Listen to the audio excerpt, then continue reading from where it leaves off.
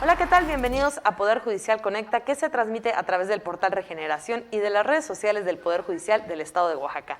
En Facebook nos encuentran como Tribunal Superior de Justicia de Oaxaca y en Twitter como @TSJ Oaxaca.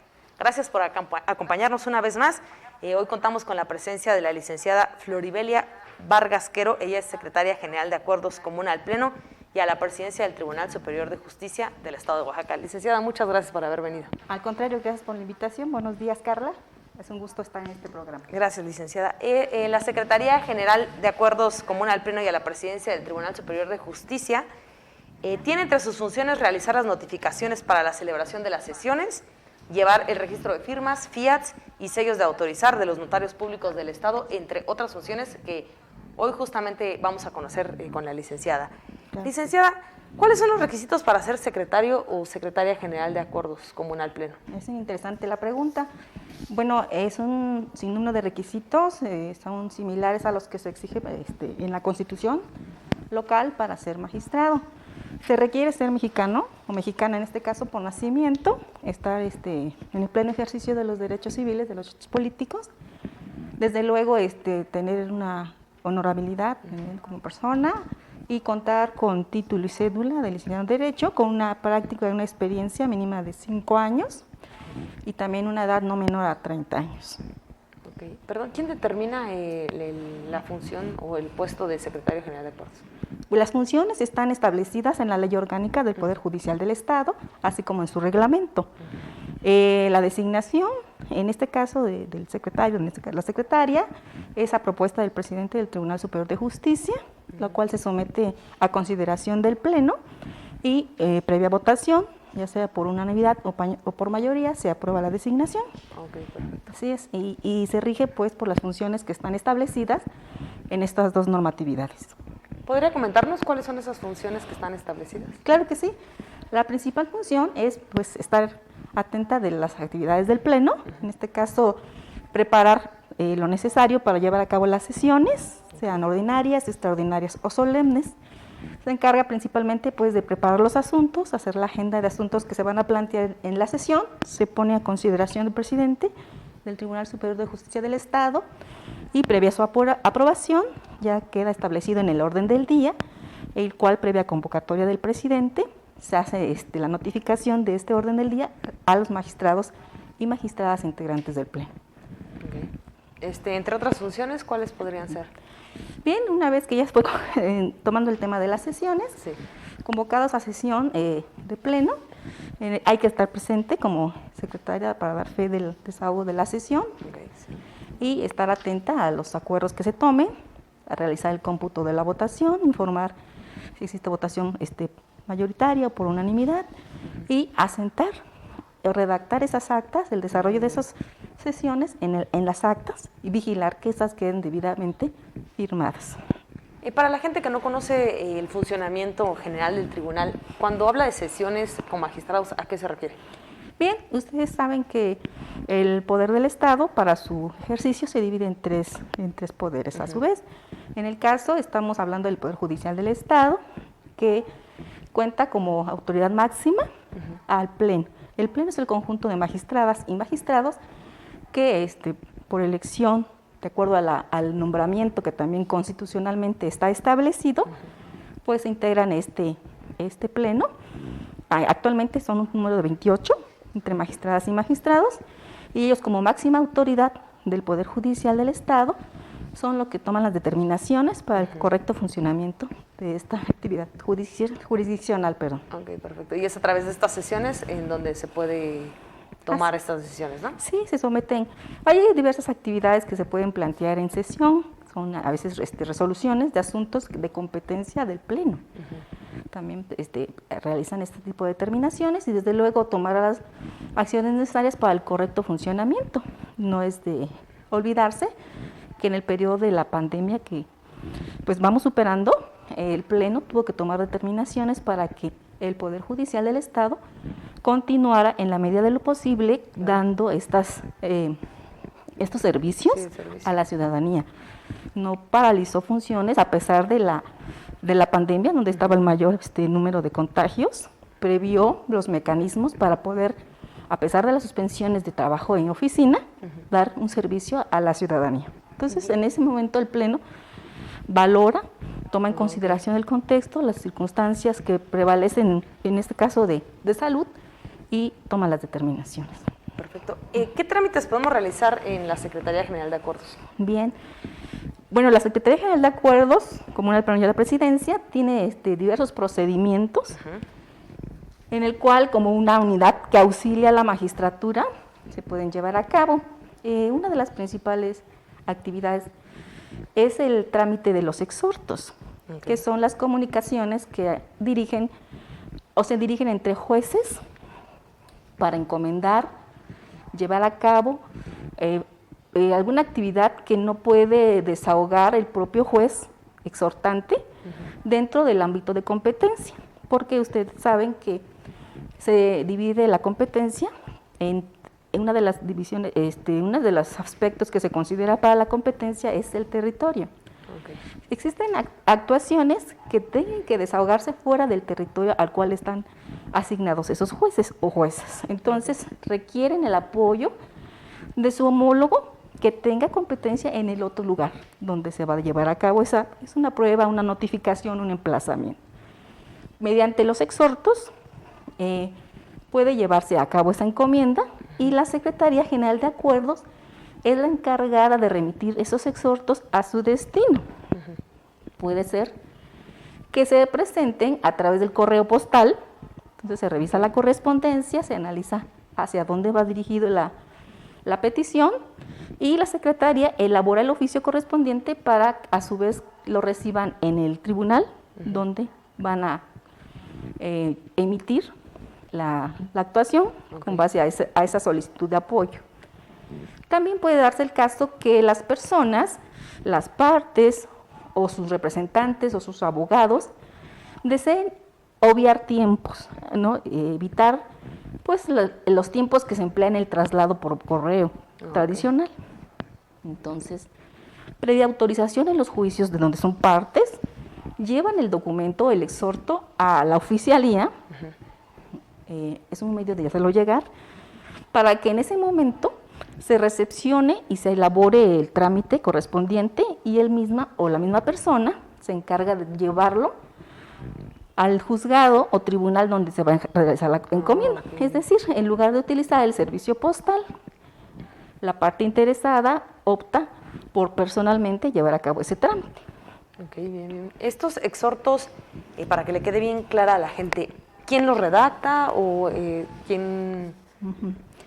Ya son comunicaciones que elaboran los jueces. Ok, perfecto. Sí, los jueces, llevadores de los procedimientos de las diferentes materias, civil, penal, familiar, oral o laboral, emiten acuerdos en esos procesos, juicios, y determinan que como no está dentro de su esfera de competencia territorial, requiere el apoyo de su homólogo que sí tenga esa competencia en el lugar donde se va a desarrollar la diligencia. Entonces, previo acuerdo en el expediente, ordenan girar esos exhortos y remitirlos por conducto de la Secretaría General.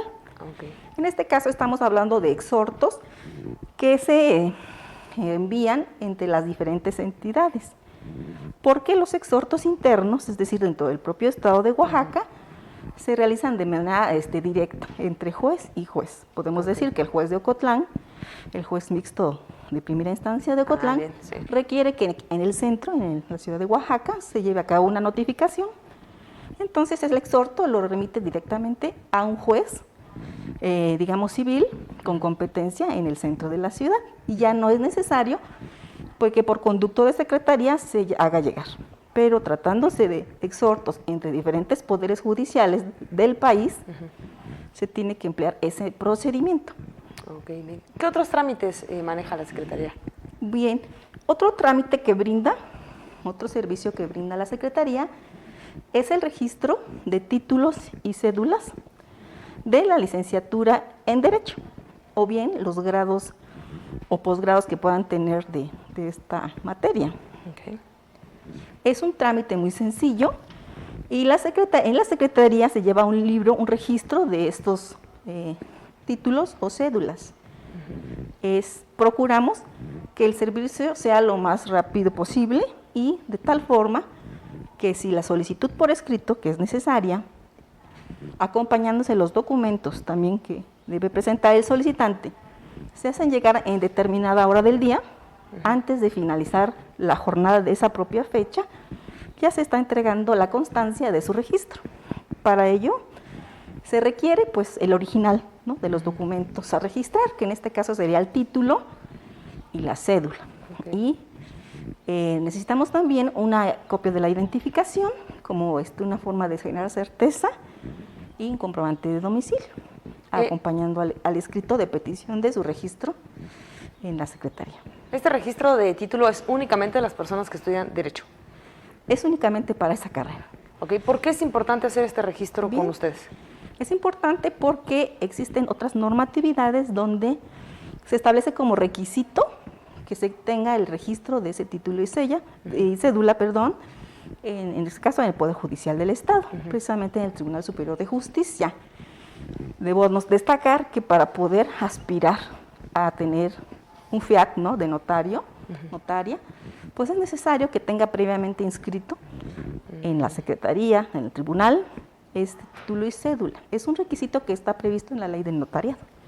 Bien. Y así hay otras leyes que exigen que el profesionista tenga ese registro para poder desempeñar la actividad que avala el título.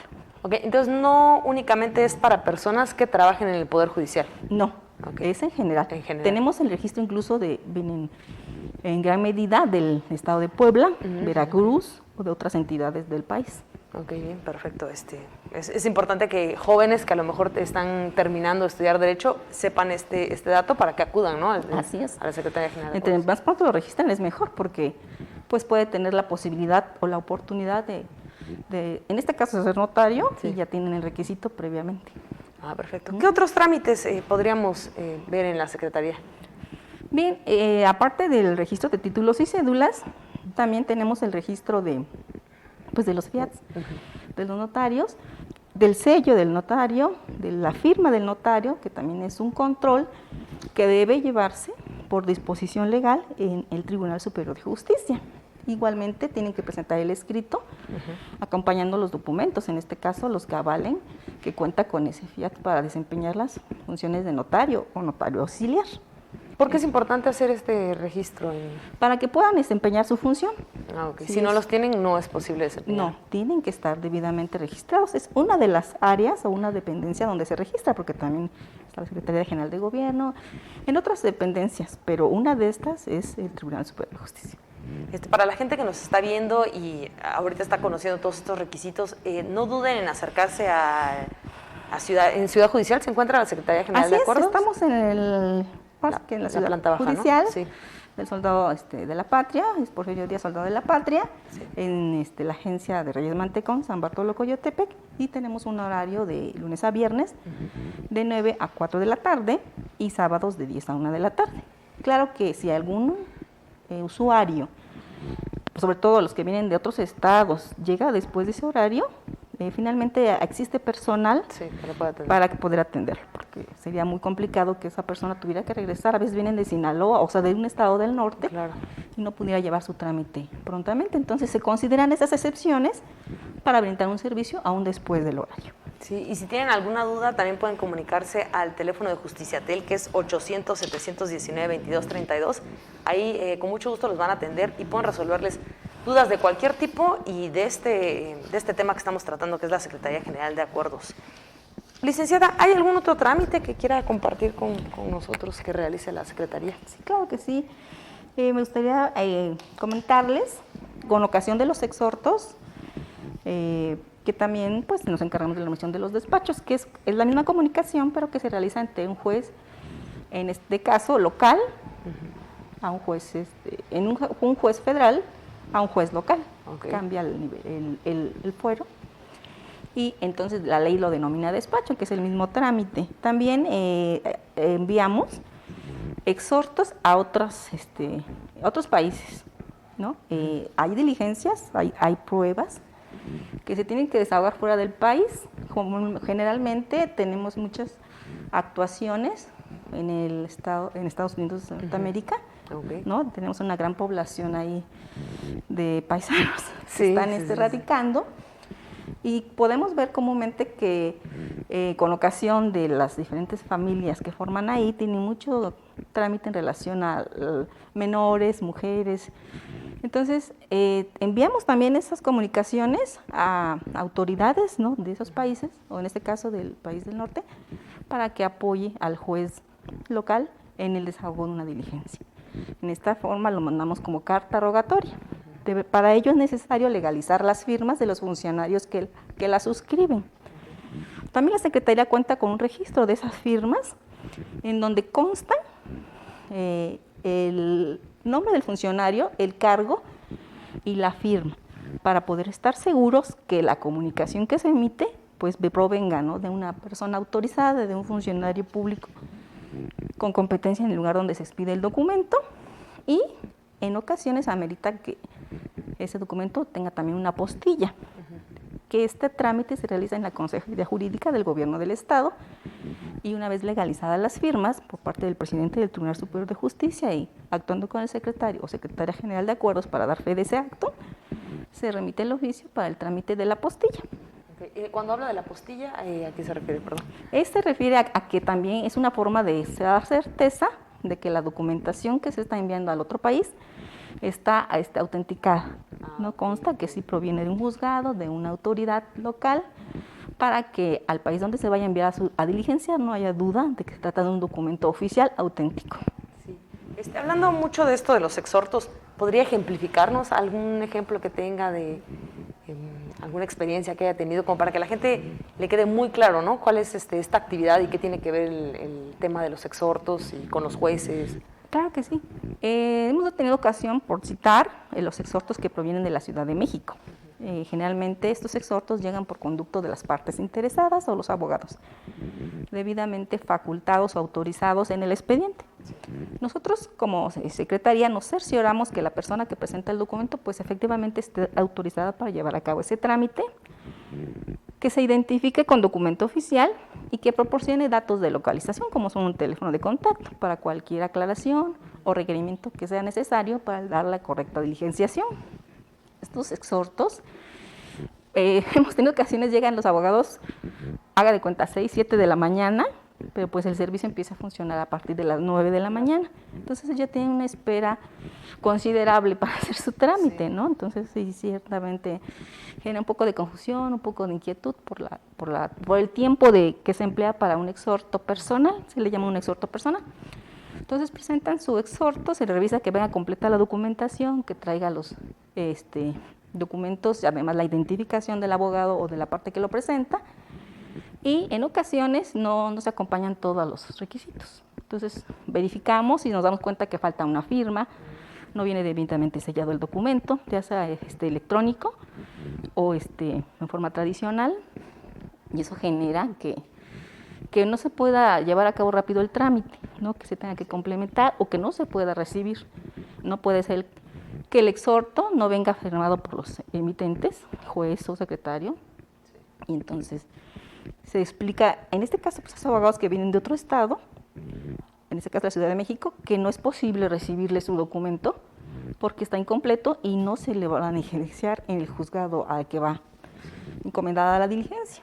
Se explica y ellos pueden optar que a pesar de ello se deje y nosotros lo remitimos, o bien corregir esas omisiones, regresarse a su lugar y acudir a la autoridad que le dio el documento para que previo acuerdo ahí lo requisite. Por lo que entiendo, estos exhortos se entregan físicamente, no se pueden enviar, no pueden ser por correo, no pueden ser copias, no puede ser nada de este tipo. Hay excepciones. Okay. Por lo general son personalmente en documento tradicional, pero también se puede mandar por correo electrónico. Okay. Hay muy pocas excepciones en ese sentido. No obstante, el Tribunal Superior de Justicia del Estado, el presidente, está pues trabajando en un proyecto para poder generar exhortos electrónicos. Bien, sí, que no sea necesario recibir en forma física, sino a través de estos mecanismos. Pero sí, en lo que ello ocurre, hay materias, ¿no?, como materia penal, la materia partiendo del Código Nacional de Procedimientos Penales, que sí tienen validez esas actuaciones digitales, okay, y esas comunicaciones digitales. Sí. esos exhortos sí se pueden recibir y dar cauce a través de ese medio. Hay urgentes que tenemos que encontrar la forma de hacerlos llegar rápidamente a su destino. Un ejemplo es, se encomienda un interrogatorio dentro de un proceso a una persona que está, por ejemplo, privada de su libertad en el reclusorio de Mahuatlán. Entonces hay una fecha, el exhorto llega muy cercana a esa fecha y la Secretaría, en lo posible, procura que esa comunicación llegue en tiempo para que preparen la diligencia y pueda desahogarse. Sí. Sería un caso que tenemos que atender y encontrar el mecanismo, encontrar a través de un servicio electrónico en la materia que le menciono que sí lo permite. Licenciada, ¿podría decir así rápidamente qué requisitos a fuerza debe llevar esos exhortos para los abogados o la gente que nos está viendo, que diga, a ver, más o menos qué es lo que debo de presentar para que justamente no suceda esto de que me regresen o tenga que, o haya un problema, ¿no? Sí, claro. Bueno, el oficio con el que remite el exhorto el juez o el tribunal exhortante, pues debe ir dirigido a la Secretaría General de Acuerdos, común al Pleno y a la Presidencia. Ese es un primer requisito. Y acompañar las actuaciones necesarias para su correcta diligenciación. Por lo general, en la carátula del exhorto debe contener los datos que identifiquen el asunto, el juzgado de dónde proviene, y en el contenido está el acuerdo o resolución a cumplir, donde se plasme la diligencia, ya sea notificación o alguna prueba que se deba desahogar, y precisar el lugar donde debe o a donde se solicita ese apoyo. Puede darse el caso que no lo mencione y dicen nada más juez competente en tal lugar. Entonces es deber de la Secretaría verificar qué autoridad, qué juez, qué juzgador es el competente en esa población y de esta forma conducir el exhorto a ese juzgador.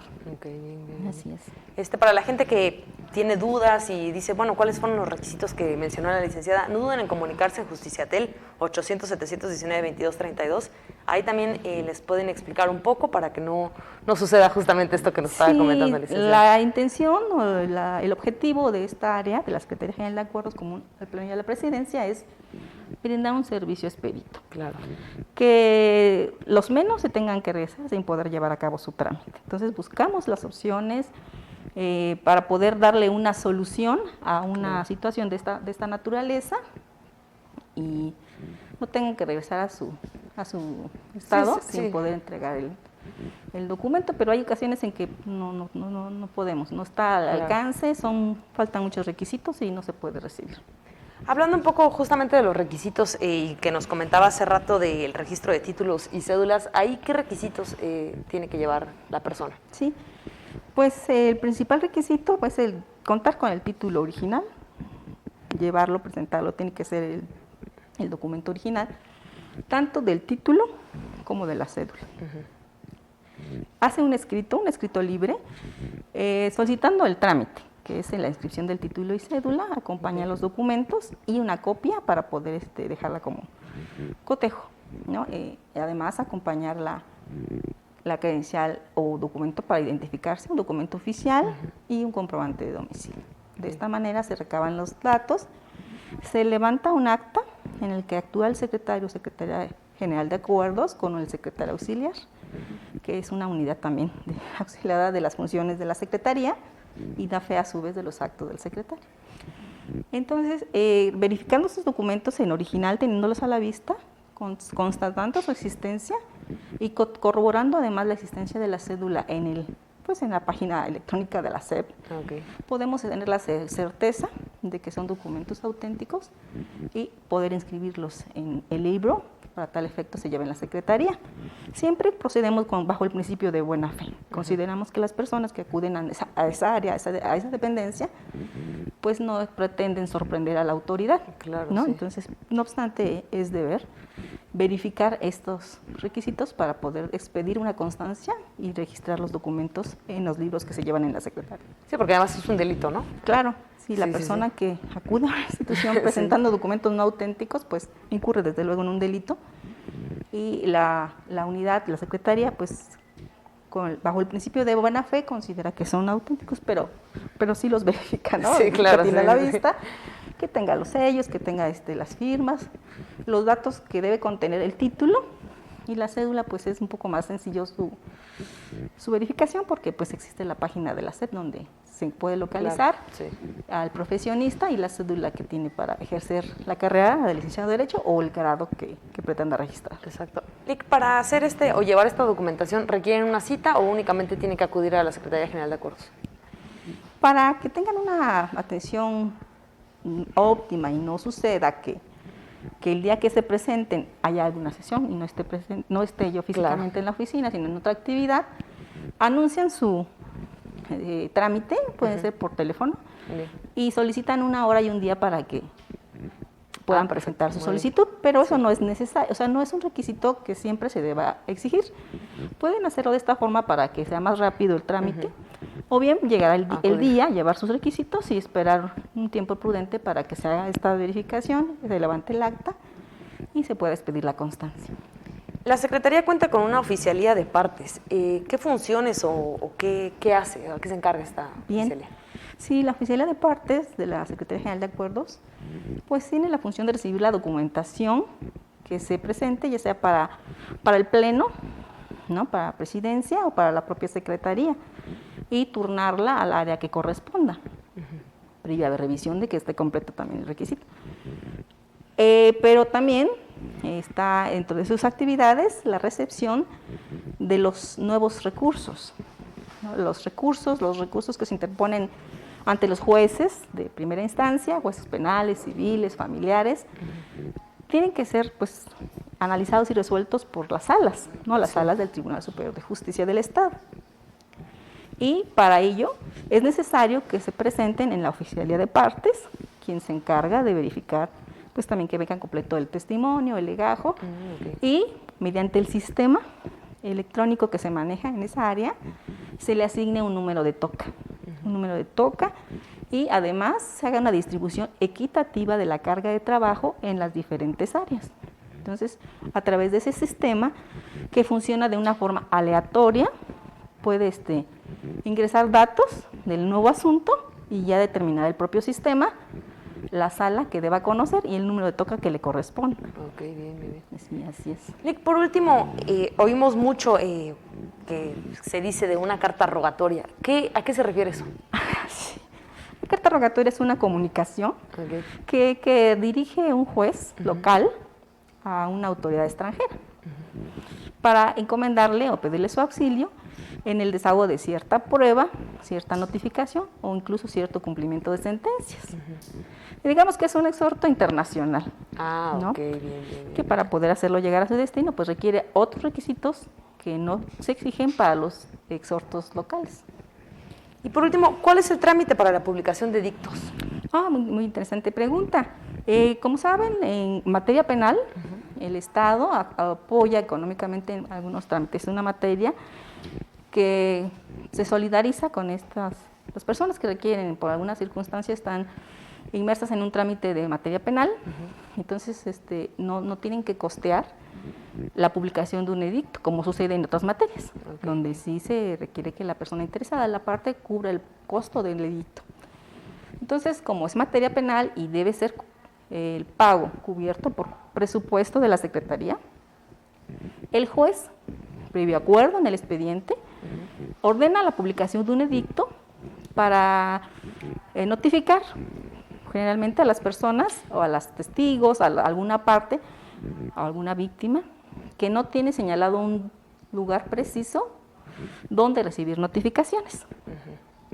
Ya se le buscó, se investigó su paradero, pero no se encontró, ¿no? Entonces necesitan comunicarlo de una forma que tenga ese alcance de difusión para que se entere y pueda acudir a esa diligencia o hacer valer un derecho, como por ejemplo impugnar una resolución mediante un recurso. De esta forma, si se necesita esa manera de comunicar la actuación que necesita ser enterada por alguna de las partes o por algún testigo, el juez penal remite el edicto, que es señala la diligencia, señala la persona que se va a tener que enterar del contenido y la finalidad de ese edicto, y Secretaría lo que hace es el trámite para la publicación, ya sea en el periódico oficial, ¿no?, el local, también en medios comerciales, como son los periódicos de mayor circulación, locales o nacionales. Y esos gastos corren pues a cargo del presupuesto de la Secretaría para que pueda pues cumplirse con la finalidad de la comunicación. Sí. Ok, muy bien, licenciada. Pues muchísimas gracias por haber venido y haber compartido esto, porque muchas veces no conocemos, ¿no?, qué hacen o qué funciones tienen algunas áreas del Poder Judicial, y Secretaría General de Acuerdos era una de ellas. Entonces, muchas gracias por haber venido. Al contrario, muy agradecida por haberme invitado y poder difundir toda esta información que espero sea de utilidad para todos los usuarios de este servicio. Muchas gracias, licenciada. Por último, les recuerdo Justiciatel 800-719-2232. Pueden llamar si tienen alguna duda sobre el tema que acabamos de hablar o de cualquier otro. Con gusto los atenderán. Nos vemos hasta la próxima.